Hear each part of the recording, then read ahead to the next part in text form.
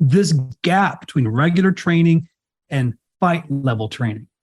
Means you think about coaches, to what level of discipline, to what level of commitment, to what level of taking on the pain necessary are we really doing?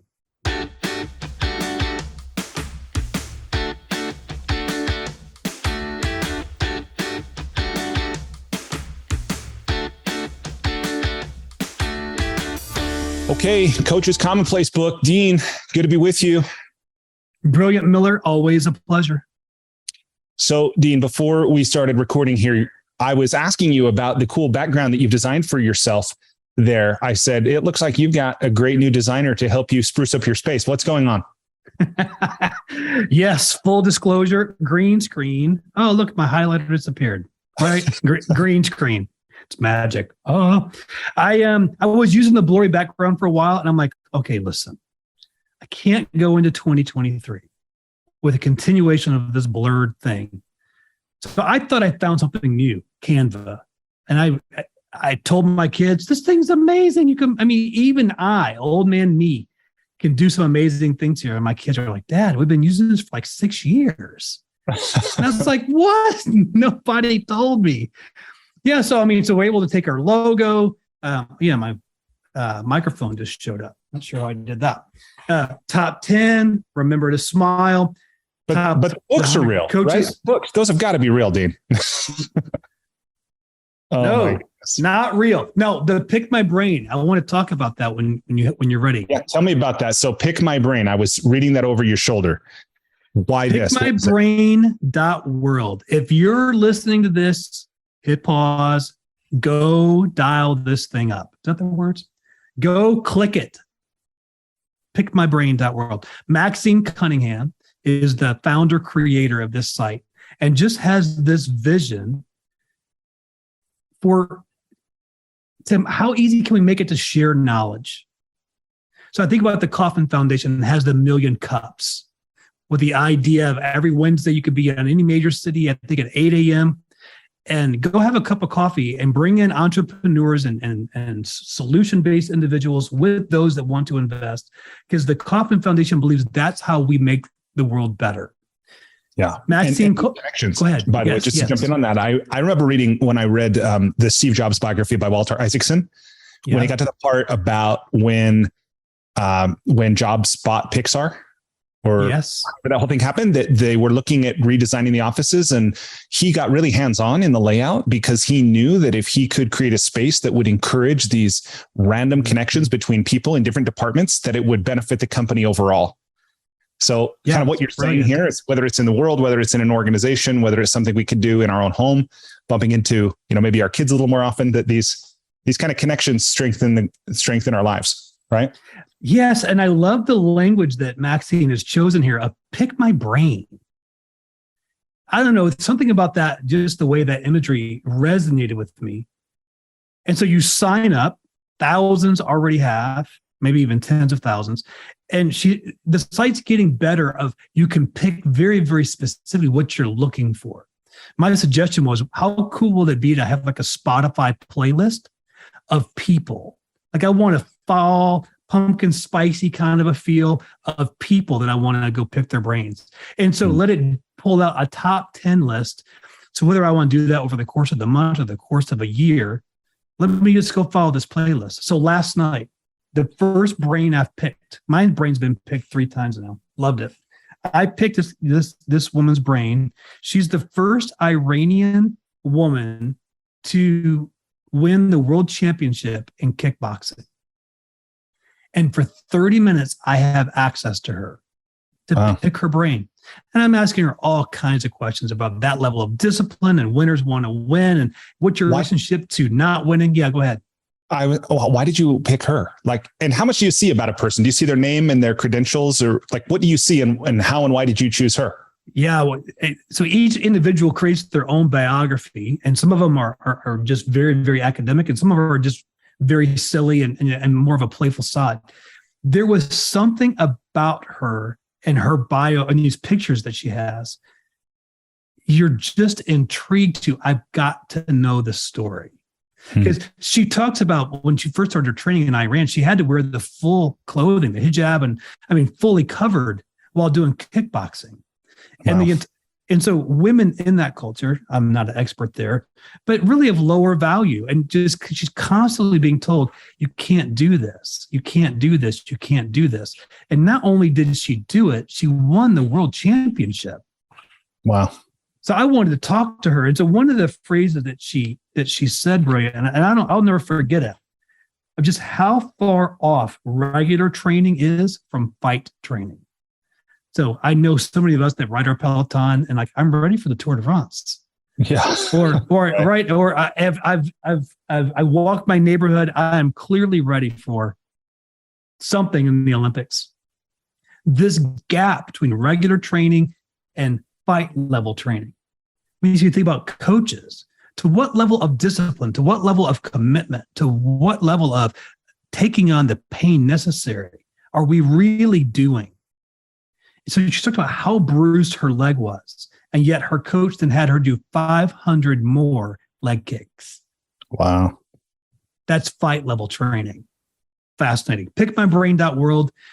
Unbelievable people that have made themselves available for free to help share knowledge. Amazing concept. That's really cool. That thing too that you're saying about the regular training versus fight level training, immediately where my mind went was then to fighting, right? Because I'll bet it's another experience again. And in some way, although we can differ our training from just going through the motions and quote unquote regular training to fight level training, that in some ways you can't really recreate the experience of a fight. It's just you're in it. But once you get hit, right? The tendency is to lose all that training in that moment. But that's and she talked about that of how to get to that fight level training, you have to have that level of testing. Right? You really have to be hit. You have to be put in the most uncomfortable of situations so that you know and trust that you can get yourself back out of that. But that's what I've been diving into since we last talked, and those types of topics. Right on. What about you? So I know this beginning portion of these Coaches Commonplace books, we usually talk about what we've termed our information diet. What are we consuming? What have we been taking in? One thing I'll just say here, I finally got with the rest of the world and I saw Top Gun Maverick. I didn't realize it actually had left theaters and then came back. So I'm able to go see it in IMAX. Yeah, nice work. So I did see that. And I think it's the perfect Hollywood film, isn't it? Did you see it? Oh yeah. I cried. Yeah. Perfect Hollywood film. So anyway, that was part of my information diet. I don't know where that came from. It wasn't one of the things I wrote down to share with you what I've got. And the first thing, by the way, I know in these conversations, we like to have a little bit of structure beyond just what have we been consuming and even how has it been blessing our lives and improving our lives, but also toward the end, sharing something that can help us to live a good life, something that can help us as coaches to earn recognition and money, and something that can help us to be a great coach or be more effective.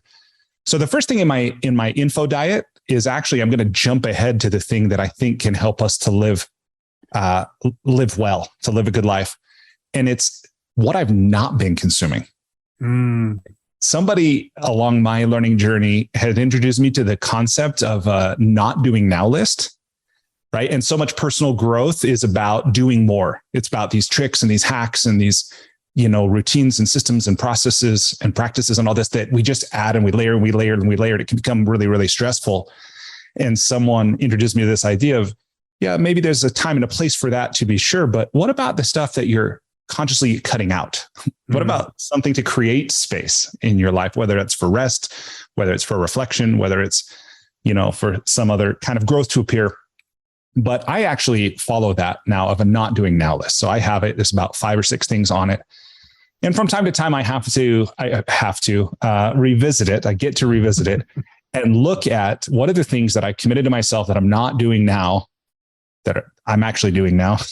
Yeah. Give us an example. The top one is scrolling social media or online news mindlessly. And I don't know about you, but I actually really like Google News. I like that it curates things that I find interesting. Yeah. And I would find that in moments throughout each day, I'll bet and I'm sure I could go use an app and calculate this, but I was probably using 30 minutes a day in little pockets, a minute here, 3 minutes there. It would just be kind of like a mindless go-to if I was waiting for my daughter to finish brushing her teeth, or right when I woke up in the morning, or sometimes even if I was in the car waiting for the light to turn green. Like, I mean, that's how ridiculous it was. Yeah. Right? Now, did you fill it with something else mindless? No. What I will do now over the last couple of weeks, since I revisited and recommitted to what was on my not doing now list, is I would be aware of the impulse to check that. And then I would consciously be present. I would either tune into my breath, or I would notice something in my environment, or I would repeat some kind of a mantra, or that's really good. I like that. And I felt more peace. I realized, there's no real finish line in life. I mean, we die eventually, but this thing, so it's not like the answer, but it's been a great practice over the last couple of weeks. Have you found yourself disappointed now that you've come to realize how often the brilliant Miller has been mindlessly scrolling? No, not at all. I really do have this belief that we're just these sophisticated organisms, maybe not all that sophisticated, with this evolutionary and biological heritage. And there are definitely parts to us. There's these different parts. There's our body, maybe there's our spirit, there's our mind, this kind of thing. And more, I have cultivated the witness attitude, or the observer, right? And what I attempt to do with that is compassion and just noticing. And it's like, oh, there it is again. There's that tendency, just like, oh, I'm hungry, I'm thirsty, whatever. Yeah. Brilliant. I'll tell you what, you're so consistent in how serious you can be in observational and to be a witness, and at the same time, be so kind to yourself and be so kind to others, not in a mediocrity type of a way, but in this paradoxical type of this is meaningful and I will stop doing that. And yet when you find yourself doing what you said you wouldn't do, you're kind to yourself. Yeah. It's nice work on that. Well, I appreciate you saying that. And I realize, all human behavior really does seem to be a series of patterns. And there's the patterns we like and the patterns we don't like, and the ones that work for us and the ones that don't, and some that do until they don't. And, and I've done this before. Like I was remembering, I went through this media diet, this news diet a couple years ago. And I just figured if something important happens, someone else will tell me, which is maybe not the most intelligent thing. But I'll always remember that time, because that was when Tiger Woods got in a crash or something, and he was injured or something. And people were talking about it, and it happened like the day before. But I'm like, oh, I hadn't even heard about that. And people are like, where have you been? But anyway, how much do I need to know about the Kardashians or what's going on with Elon Musk? Yeah. No, I'm with you on that. I think that's where your look does play in your advantage. Like maybe he did just crawl out of a rock. Yeah. Right. Serious. So that's part of it. That's part of what's been in my media diet, or what I've been consuming. And then the other things I'm looking around because I don't usually carry physical books around with me, but this one, From the Core by John Wineland. What's that subtitle? A New Masculine Paradigm for Leading with Love, Living Your Truth, and Healing the World. It's that kind of blurb, isn't it? Yeah. Masculine. You know this guy? No. I think he's an amazing teacher, like really a profound teacher. This book is something he's just recently published, but my wife signed me up for a workshop with him a couple of years ago. And it was in LA, and we went there, and it was sold out. I think he capped it at 50 people, but people had come from literally around the world. And it was an expensive workshop, and it was intense. It was like 3 days. And I'm like, who is this guy? He doesn't have a podcast. He doesn't have a TV show. He doesn't have a book. I haven't seen him on the internet, like a YouTube channel. Like it was literally just word of mouth was selling out these programs and about, spiritual intimacy and embodied masculinity and divine feminine work and things like this. And this workshop we did was over it was actually over the Valentine's Day weekend, which is really appropriate. Yeah. But I took away so much that has helped me to be more patient, I think, and kind and loving in my marriage than I probably would have otherwise been. Mm-hmm. And I'm so glad that John has finally published his book. Yeah, well, I definitely want to look at that. The word, I mean, I resonated. That's not the right word. I triggered to the word masculinity. Oh, really? Tell me about that. In a good way. Yeah. I have positive relationships to that word, but I would say the last 18 months, we've just kind of been bombarded with masculine toxicity. Mm. What have you learned just as a man, as a business owner, as a male coach? How are you mindful of masculinity, and when to lean into that, when to not lean into that? Does it change when you're in a different crowd or with more feminine energy? What have you learned? Yeah, some of what I've learned, and John is quick to acknowledge, he was a student of David Dita, The Way of the Superior Man, for more than 10 years, studied very closely with him. And so he draws a lot of his thought from Dita's work and others and his own life and experience and so forth. But one of the things that John teaches that I find really valuable is he'll talk about the masculine as that which masculinity as consciousness and that which craves freedom. That ultimately that's what its core yearning is for. And even to back up half a step, that this does not necessarily correspond with male and female, right? Masculine and feminine, although we often tend to think it does. Yeah, we do. But each of us has both within us. And what we're ultimately looking for, if we're going to be happy and healthy and fulfilled, is a balance, some kind of a balance, or at least an awareness and an honoring of those energies within us and within our relationship. Right. So there's an aspect to this that's almost mystical or elemental. I like this.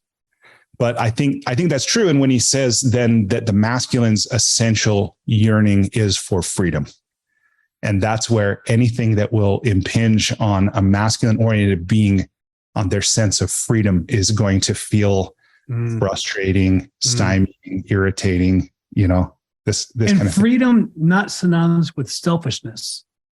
Yeah, not with selfishness per se.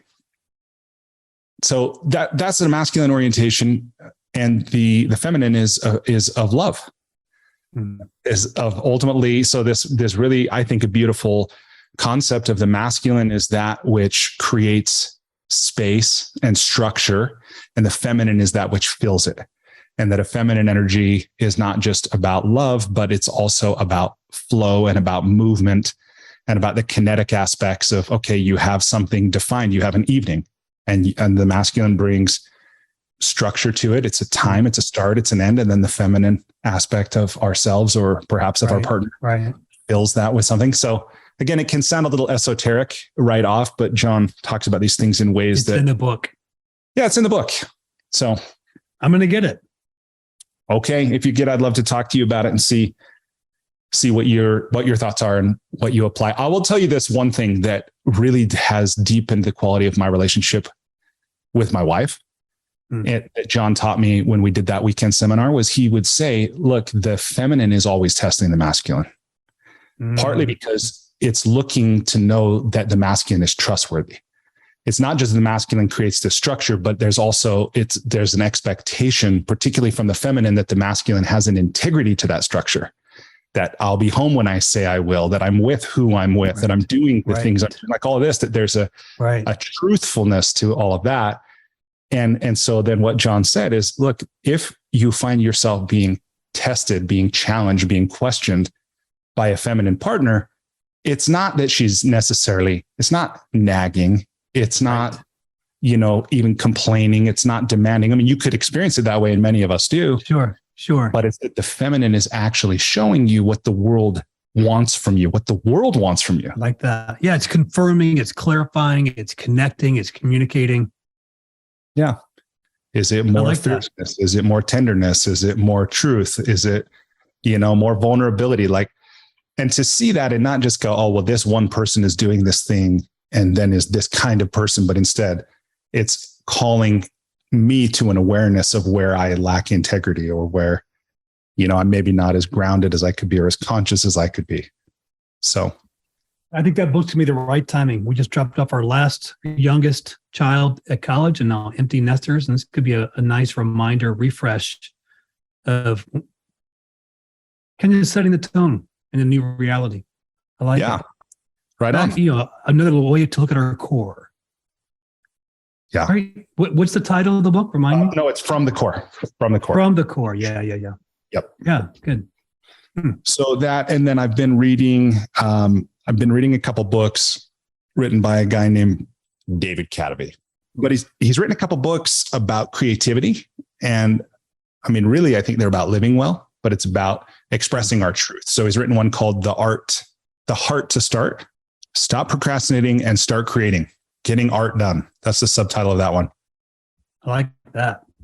And then his next book, and he has a podcast called Love Your Work that I've listened to a few episodes now. And I'm really, first of all, I'm amazed at podcasts. Here we are recording a podcast. But first of all, like how amazing it is that all these people who have these interests or these talents are out there producing these podcasts and putting them into the world. And most of them are free. And a lot of them are actually really high quality. David's is one that's very thoughtful. Like it's evident to me, he puts a lot of himself into it. And I had never heard of him before I invited him to be on my show a few weeks ago, but I'm really glad I discovered him. And his most recent book, Mind Management, Not Time Management, Productivity When Creativity Matters, Getting Art Done. I've loved this book. And in this book, he talks about how basically the lies we tell ourselves that prevent us from bringing our art into the world and how we can think more effectively to overcome those impediments to sharing our work. Here's why I'm smiling. So my article today is from September Psychology Today, and it's titled 6 Signs You're Lying to Yourself. How to recognize when your confidence is covering up your self-deception. Oh, how perfect. And what a great segue. Look at that. So let's go to the wisdom of the pages.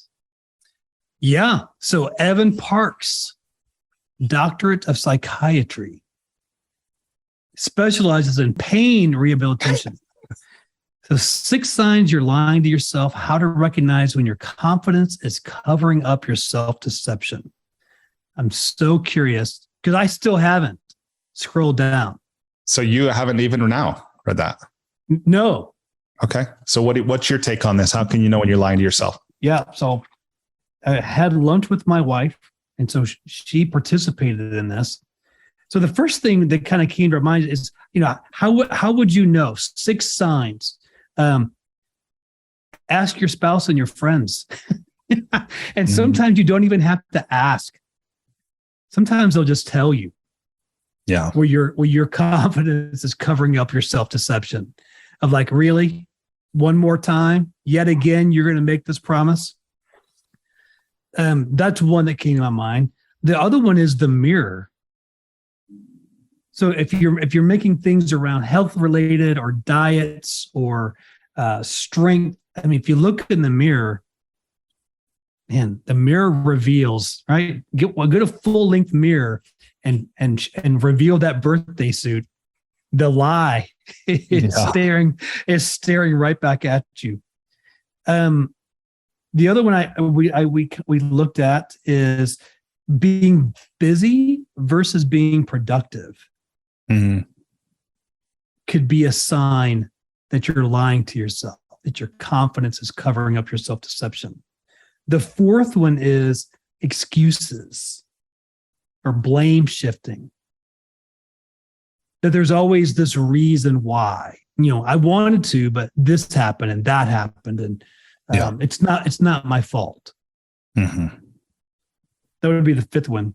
And the sixth one is your bank account. Say more. There's just this idea of being an entrepreneur, of being a hustler, having side gigs, or if you're listening to this podcast, you might have a mindset of I want to start coaching, and you've just got all of this self-confidence, but the bank account is empty or negative, and so at some point there's in some way that you're lying to yourself. Yeah. And so the evidence is you're not generating income. right? You're reading all the books and you've created a website and you have a podcast and you have a business card and you got all these things and you don't have a client. And so I think there's that go back to what that Iranian world champion kickboxer was talking about. You might not be training at a fight level yet. What do you think of? What comes to your mind with 6 signs of, are you lying to yourself? That's interesting. On that last point that you mentioned about like check your bank account, kind of check the scoreboard, see if the evidence is congruent with the story you're telling yourself. And this is one that I actually think about a lot.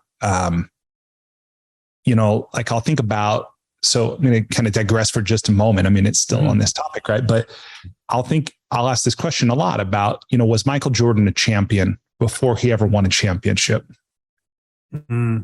And, in a literal sense, no, he didn't have, you couldn't look him up on Wikipedia to see how many, back then Wikipedia didn't exist, but it wouldn't have listed champion. There were no gold medals. There were no, NBA finals trophies. There was no Hall of Fame induction. There was nothing to indicate, there was no hardware to show that Michael Jordan was a champion. But in another way, you could be darn sure that the story he was telling himself was that he was a champion. And it's part of the persona that he embodied. It was what he lived into. It was what he proved to the world. Right. So, and I'm reminded of this because David Cadavy, he actually talks about this Evel Knievel. He said that Evel Knievel would tell, and I never had the chance to hear this. I've never heard this before. I read it in David's book, but he said that every time Evel Knievel met someone, he would tell them like right up front, I'm going to jump the Grand Canyon. And guess what? He never did. He jumped buses and stadiums and other things, but it was this fact that he let this dream guide him. So it's kind of interesting to me that where is the balance between like living a lie and living a dream that hasn't happened yet, living into a future that hasn't come to pass. Well, I like your distinction there, but my mind goes to that, but that's not living the lie. I think they were doing all of the behaviors, the leading indicators that for all intents and purposes should lead to that level of accomplishment. Yeah. And I think the key words here is that your confidence is covering up self-deception. So if I had the same dream as Michael Jordan, there's a lot of self-deception that's happening because I just don't have the ability to even begin with. I could give my best effort and I'm not going to be able to dunk this basketball. Yeah. Ever. Self-deception. That's the lie. Yeah, that's true. And this whole conversation too makes me think about this saying by the philosopher and mathematician Bertrand Russell, who said the whole problem with the world is that fools and fanatics are always so certain of themselves, but wiser people are so full of doubts. Yeah. So how do we know when we're being one of those fools or fanatics that's so full of confidence? And for me, like I'll go back to a very mystical level. I think it's mystical about if you can say it, it's not true. And if you can think it, it's not true. And even if you can find evidence and even if you can find agreement, other people, right? The whole world, even if the whole world believes something and it's not accurate, it doesn't make it true. That's right. And it's possible that the whole world believes something that's false. We have for a long time, as you know, the history of science tells us that. Yes. So the thing for me then is that there's a liberation in that of saying, look, nothing I believe is true. Like literally nothing. I don't even know how to know what the truth is. I don't know how to discern reality with these 5 senses in my intellect. I literally don't know how. But then what that opens up is I go, look, whether I believe I'm the greatest in the world or I believe I'm a pile of dirt, neither one of those is true. So then the question isn't, is what I'm believing true? Is what I'm believing empowering me? Is it serving me to be the person I want to be, to live the life I want to live, to make the contribution that I want to make? So I guess that's maybe almost sidestepping or spiritually bypassing the entire question. Oh, I think you just validated it because I could then follow up and then say, okay, brilliant. I'm following your argument here and the tenets that you would put in place. What signs would you look for that what you are saying that would be a good thing are in fact a good thing, that you are making a difference? What would be the signs you'd be looking for? So just to read it in the reverse, 6 signs that you're telling yourself the truth.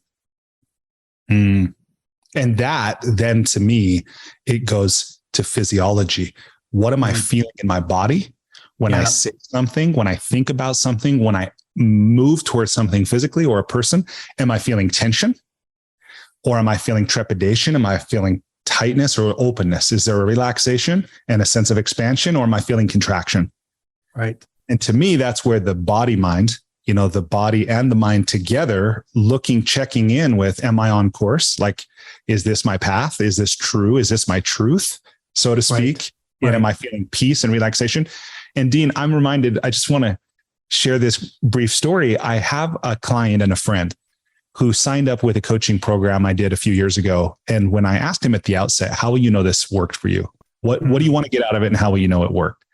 And he said, I will know my purpose. And this was a successful entrepreneur. He'd already had an exit. He was running another company. He had all the freedom and the resources to go do what he wanted to in the world, but he didn't have a sense of purpose. And so he signed up because he wanted to find his purpose. And he did the course. I didn't talk to him for more than a year. He came to an event I hosted, and I saw him and I said, I've been thinking about you. And I wondered, what's your sense of purpose now? And he said, oh yeah, I don't really think about it a lot anymore, but I do feel more peace. And I went, yes. Yeah. Success. Yeah. Right. And how often we enter into one effort thinking we want one thing, but we're really trying to get something else. Yeah. So to me, this whole thing about listening, like, what is it? Are we feeling more peace at the end of a day?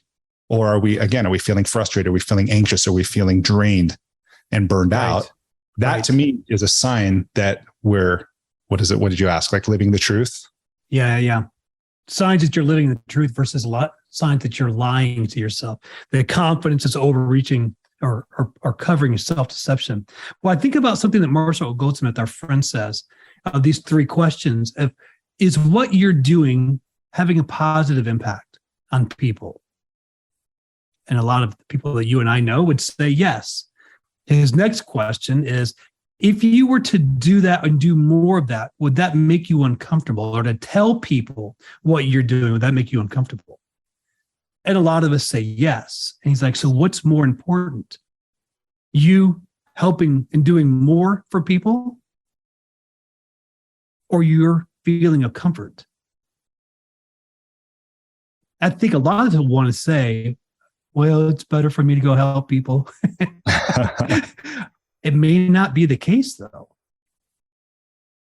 I mean, because you're saying, if this is causing me to not have peace, if this is causing me to be uncomfortable, is there a moral obligation for me to go and do more? Yeah. And even that is, it's so individual, right? Because we've all heard the saying, like, life begins at the end of your comfort zone and growth occurs where your comfort ends and stuff like that. And I think, and find your edge and lean into it and stuff. And I think there's wisdom in that to a point. But if it's then causing like mental health issues, because you're so far outside, or it's really not your, so again, we all get to answer this question for ourselves, That's really, really good. Yeah. And so when I've had the opportunity to coach Olympic athletes and to talk to them after they have achieved, they're devastated. They're so disappointed because all of this effort to achieve this thing, and now they've achieved it, and then realized, I don't know if this level of sacrifice was worth this.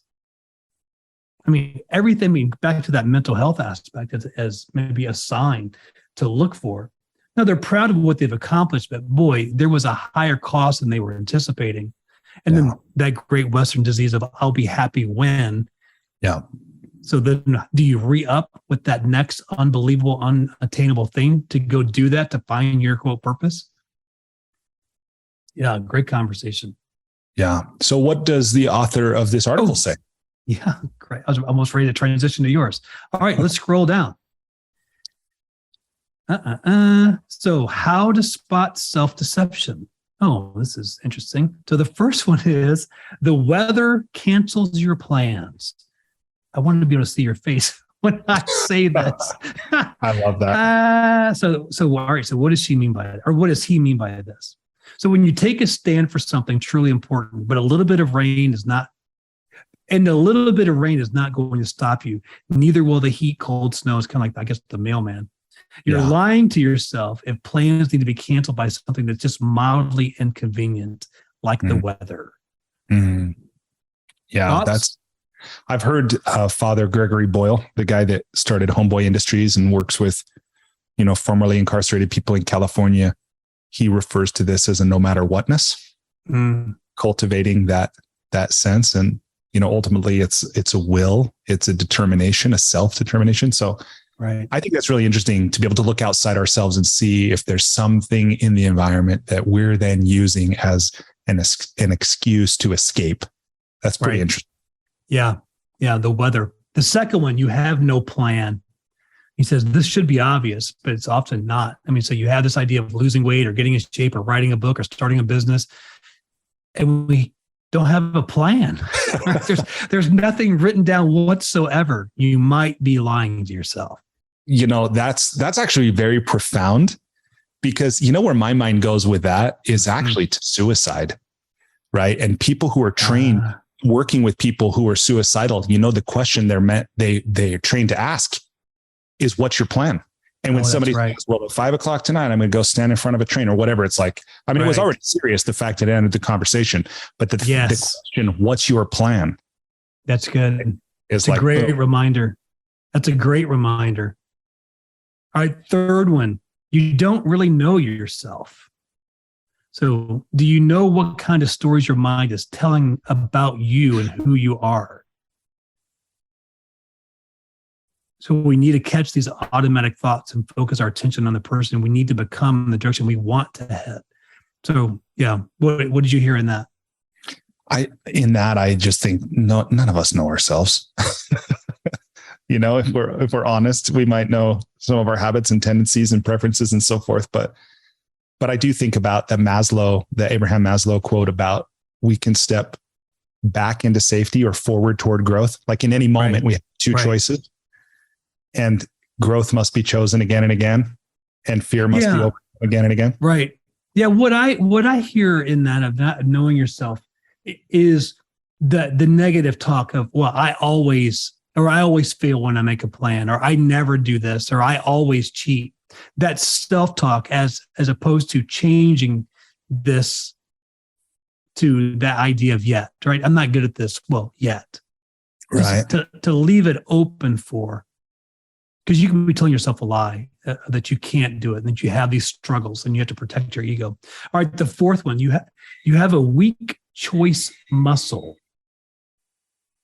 So if you had a choice between one donut now and two donuts much later, would you pick the donuts in front of you every time?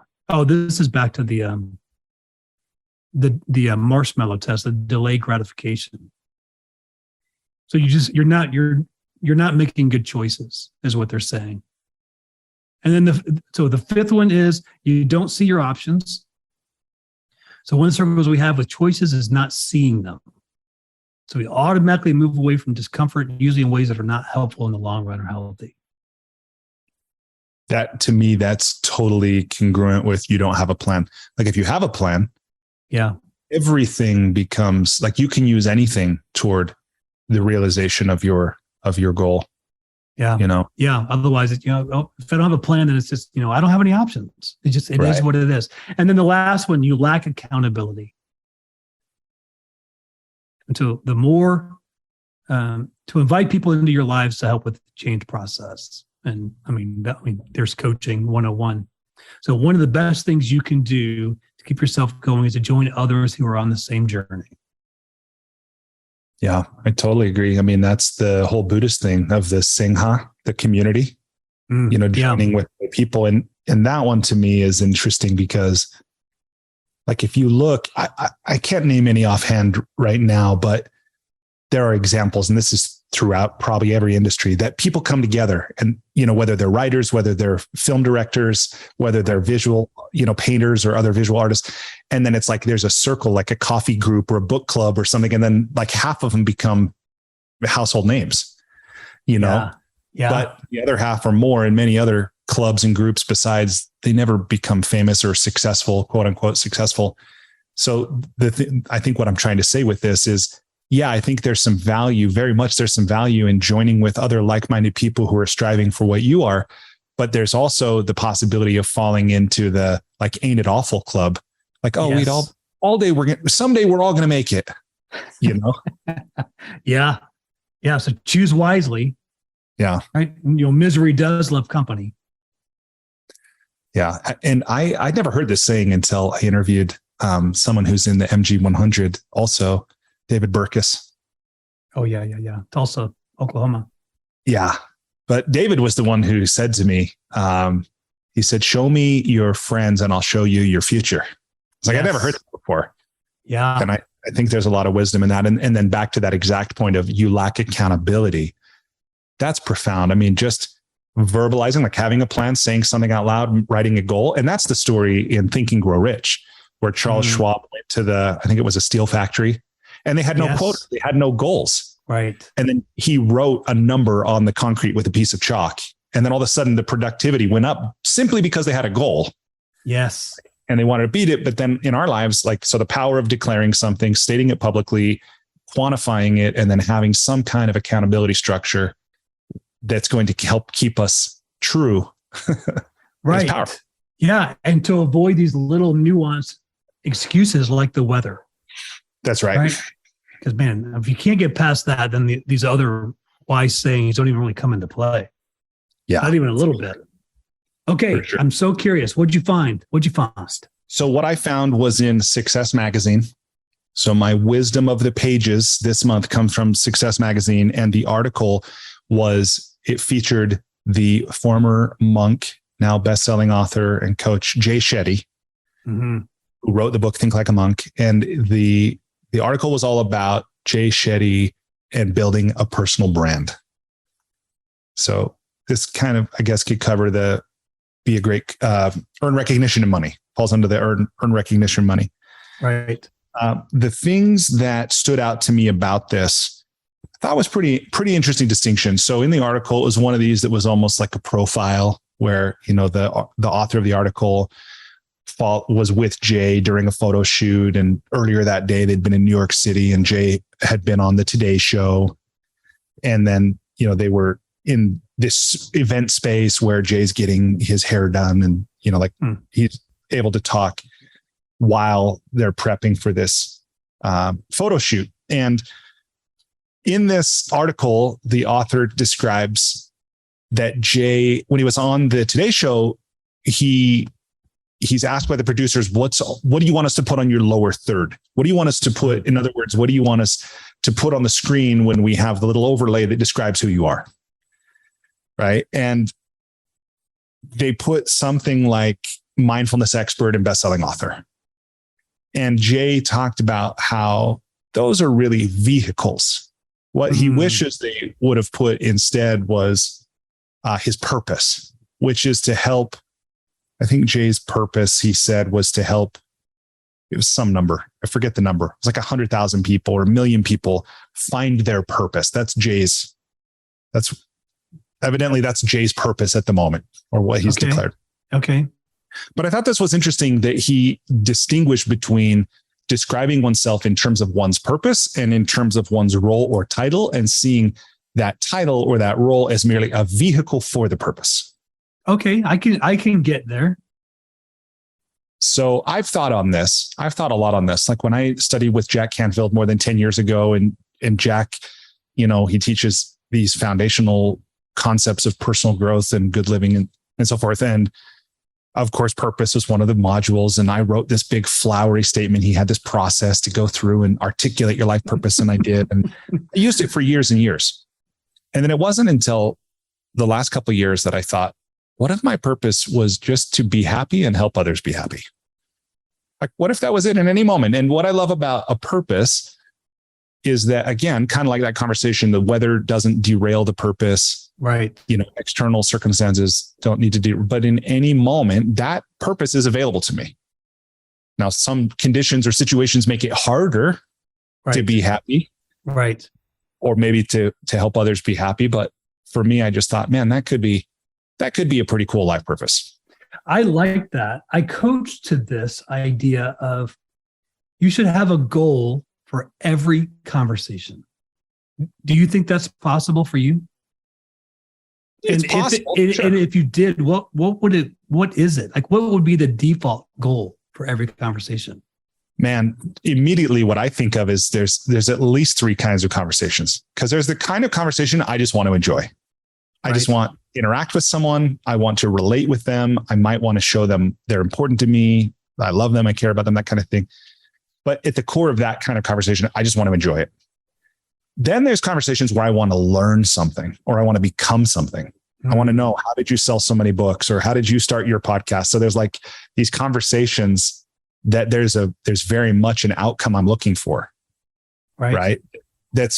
I would say it's self-interested. Like I said, I want to be able to produce a result in the world. I want to become something that I'm not currently. I want to solve a problem I have, that kind of thing. But then there's another kind of conversation that's like, that is a result in the world. It's not necessarily about me becoming something or achieving something, but it's a result in the world. Like, hey, please quit using single service plastic items and then throwing them in a landfill, or, please quit for employees. This might be like, please quit stealing my office supplies or something. Right. But I think there's at least those three kinds: the kind I enjoy, the kind where I learn and grow, and the kind where I produce some kind of result in the world. I really like how you came up with that so quickly. The common theme where I thought you were going to go is how you started with your life purpose. So state your life purpose again around happy. So I haven't adopted this wholeheartedly. Like when I show up, when I roll out of bed in the morning, boom, this is present, and I'm focused on it as I go throughout every activity every day. But I did think, what if my purpose was simply to be happy and to help others be happy? And now to do that in those three dominant types of conversations, because I think it's possible. Sure. And that's what I love. I love that very much. And I would say I've had two of those three conversations. I don't know if I've had that third conversation with you, to me, but how I experience you is that purpose that you just described. Mm. Well, thank you, Dave. You're welcome. Like even when we were in Salt Lake City, after going on a 4-mile hike, and we were looking for hydration, and we ended up going into the wrong place. Right. So we were looking for information, but even then we showed up in your life purpose of being happy and making someone else feel happy. That's very meaningful. Yeah. Be it a waitress, the valet, or someone who's extremely important. And to be able to live that out, it makes a tremendous difference. And your consistency in doing that is what makes it so true. Well, thank you. Yeah, I appreciated this article, this reminder, from Jay, as someone that I think is a pretty remarkable teacher. And ultimately, I think Success Magazine was looking for a way to feature him while delivering value to readers beyond just, we got to spend some time with Jay Shetty. Right. So when they wrap it around this building a personal brand, and then they asked Jay toward the end of the article, it was written, what was his take on this? And what he said was interesting. It's pretty high level. So, it's a concept or a framework, might be valuable to people listening. I haven't wrestled with it, so it's not supremely valuable to me, but I'd love to talk with you about it for a few minutes here. What he said is, he said that he thinks in terms, when it comes to building a brand, and specifically when it comes to creating content, because content and a brand are almost inseparable. Yeah, I agree. Not necessarily often, right? He said he thinks in these three dimensions. He didn't use the word dimension, but genre, role, and format. And what he means by that is, he says, look, the genre, that there's 5 basic feelings that every successful, meaning every viral piece of content has. This is his, right? This is his opinion. I'm just kind of relating this, partly to explore the idea, partly in the hope it might be useful to someone. But Jay's contention is that every successful piece of content we create has one of 5 feelings that it delivers: adventure, humor, inspiration, emotion, or surprise. I don't know what emotion is. It's what, moving? Because I don't know, it could be sad, could be uplifting, but then it would be inspiration, right? So adventure, humor, inspiration, emotion, or surprise. That's his contention. But then you go, okay, so you're creating a piece of content aiming at eliciting or creating an emotion and one of these 5 emotions. Right. Then he says, it's evocative. Yeah, it's evocative, right? And then he says there's a role, and the role is whatever draws your attention or uses your talents. And we all get to figure this out for ourselves. Is it interviewing people? Is it writing words? Is it taking pictures or creating other art, through technology or something else? So then what's the role that you're using as you attempt to evoke those feelings? And then what's the format? So there's a role that you take, but there's a format that your work follows, whether it's on a stage, whether it's scripted, whether it's unscripted, whether it's a blog, whether it's an interview, right? This kind of thing. So the assertion is that once we find the role that we play and the format that is going to allow us to then bring those feelings to people, then we'll have the chance to create this content that will be our brand. And here's the statement right here. So the magazine writes, the author says, choose the right format for your role, or vice versa, and drive toward one of those 5 elemental sensations, and you will have created a brand. And then Jay says, you're not thinking about how you're perceived. You're thinking about how does someone feel after they engage with who you are. That's what a brand is. A brand is how someone else feels about how you engage. I was like, that's pretty interesting, isn't it? It is very interesting. I've taken my notes, and I'm now it's got me thinking about your lighting versus my lighting, your background versus my background. The type of people you and I attract, how they're similar, how they're different, the type of audiences we have. Yeah, what they want, right? What they want and how we want them to feel. Of those 5, adventure, humor, inspiration, emotion, and surprise, are those the 5? That's what, adventure, that's right. Adventure, humor, inspiration, emotion, and surprise. Which one of those most closely jumps out to you? I mean, I know there's a whole lot of it depends, but which one do you think is, you already know the answer. What is it? For me? Yeah. The one that appeals to me most personally, and the one that I hope my work delivers to others, is inspiration. Yeah, no doubt about it. What about you? Adventure and humor. Yeah, I mean, you know what I love? Yes, I mean, what I love about even this brick wall is just the comedy type scene. Yeah, it does look a bit like a stand-up. Yeah, when I get asked that question, what would you love to do if money wasn't necessary? I mean, I'd love to be a stand-up comic. I love adventure. I love inspiration too. I mean, I like all of these, but I think my brand is adventure and humor. I could see that. My tagline and/or my purpose is to inspire insight and shift perspective that has real meaning. Right? My purpose isn't to choose it for you of what should you do, but I'll do whatever's necessary. Be the fool if necessary to inspire insight and shift perspective. I love that. If that's my purpose, I love that. I think you're there. I think though, I would add to yours though, and maybe this is implicit in what you're saying, but there is, for me, like when I kind of read your brand, so to speak, I think there's service, a contribution or impact. I think that's something that's evident with you. That and part of what's there at the root of that, I think, is care. Yeah, I think that my 3, these maybe for the first time, but adventure, advocacy, and awe. Right. So that advocacy part, that service side, to bring a voice, to assist, to partner, that's really deep inside of me. Yeah. I know that. Well, I think this wisdom of the pages was, I enjoyed it, and I'm grateful that we did it, whether it's how we can know and maybe better quit lying to ourselves or it's about personal branding.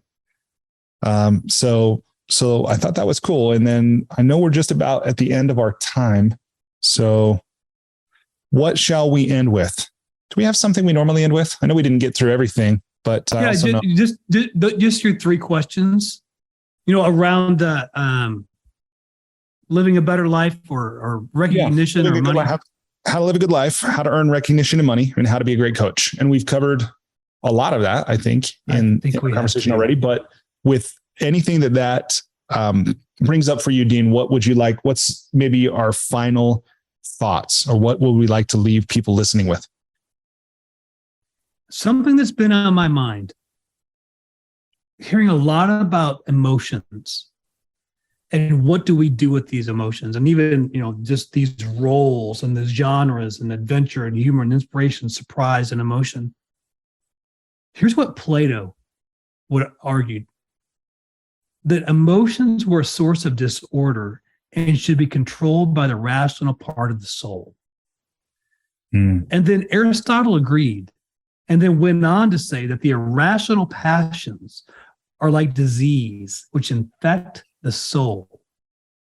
I hope that's not how we see it today. So I think there's something to lean into this highly sensitive person. Brene Brown talks about these 84 emotions. And most of us in our daily activity can identify with 3 or 4 of them. That's leaving 80 of them outside of our reach. Let's don't do that. I think as coaches, to be able to inspire and shift perspective and invite them into who they can be, we've got to get more comfortable with these emotions. They're not a disease. They're not to be rationed or rationalized away.